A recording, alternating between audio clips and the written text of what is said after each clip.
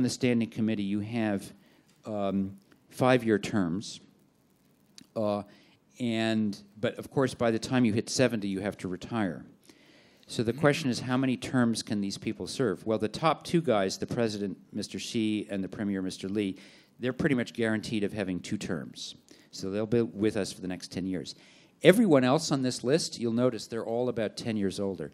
They're all, in 5 years, they're all going to be gone.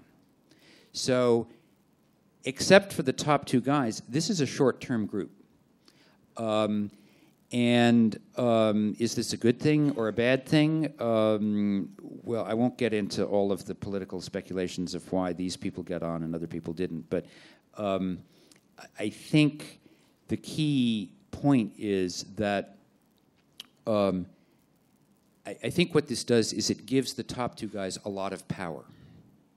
Because if you're Xi and Li and you have an agenda and, like, Mr. Zhang doesn't like what you're doing, well, he said, you're going to be gone in 5 years, so I don't care about you. I don't have to work very hard to buy your support, because if you cause me too much trouble, you're gone, and I'll probably have a lot of influence over who the next 5 people are on this committee, so I'll just wait you out.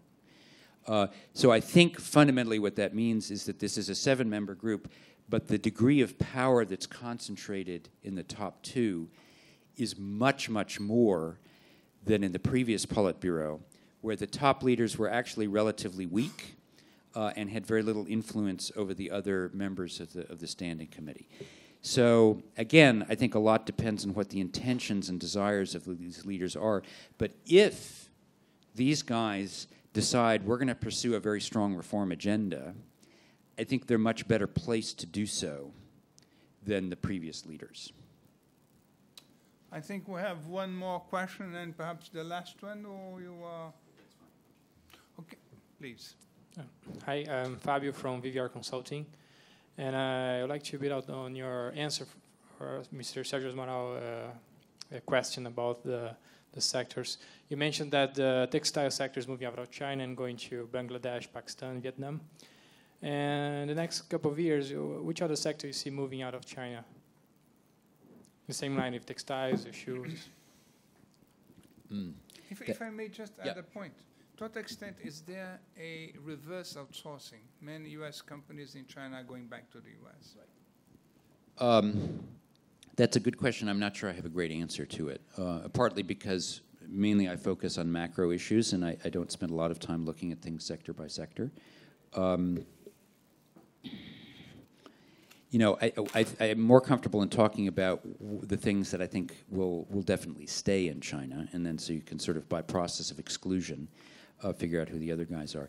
I think where China has a very strong and durable competitive advantage is, first of all, in electronics. And the reason for that is that the product cycle in electronics is getting shorter and shorter. The designs, every month there's some new design. And if you look at, if you try to keep track, for example, of Samsung phones, right?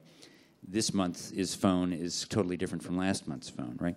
So if you're in the business of consumer electronics, you need to have an assembler that's in the midst of a hub of component suppliers that are very close, so that when design changes are made, you can change the order and you can get the new components with the new specifications very, very quickly. And if you have a geographically separated supply chain, that's much harder to manage.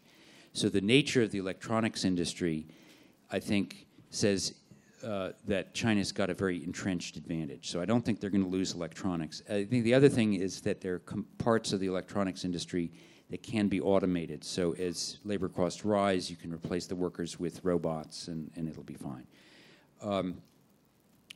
I think the other areas where China has very strong competitiveness are in vehicles, industrial equipment, power generation equipment, and machinery. All of those things, and basically because they've been building an enormous amount of infrastructure over the last 10 years. They've had to build the equipment to build this infrastructure, so they're very good at it, and their suppliers are very low cost. So I think they have a lot of ability to continue to take market share away from the higher cost suppliers from Germany or Korea or Japan. And they can do that even if labor costs rise, because in those businesses, labor costs are a smaller component of the total. On the question of the onshoring, yeah, I think we've had some well-publicized cases, a few of them, of U.S. companies in particular relocating production from China to the U.S. I have not yet seen this on a scale that is large enough to impress me, frankly. I think that, it's natural for some of this to happen. I think China retains, competitiveness in a lot of these sectors. And I think as far as the U.S. is concerned, yeah, some companies will move these factories back to the United States. But what they're going to do is they're going to replace a labor-intensive factory in China with a fully automated plant in the United States. So from the standpoint of U.S. employment, for example, I don't think it actually has much impact. It does, have some impact in terms of the basically where these companies pay their tax revenues. But my suspicion is that that's a story that is, it's real, and in certain sectors it's probably significant, but I think the macro significance has probably been exaggerated by the media. Okay, thank you very much. It was a wonderful presentation.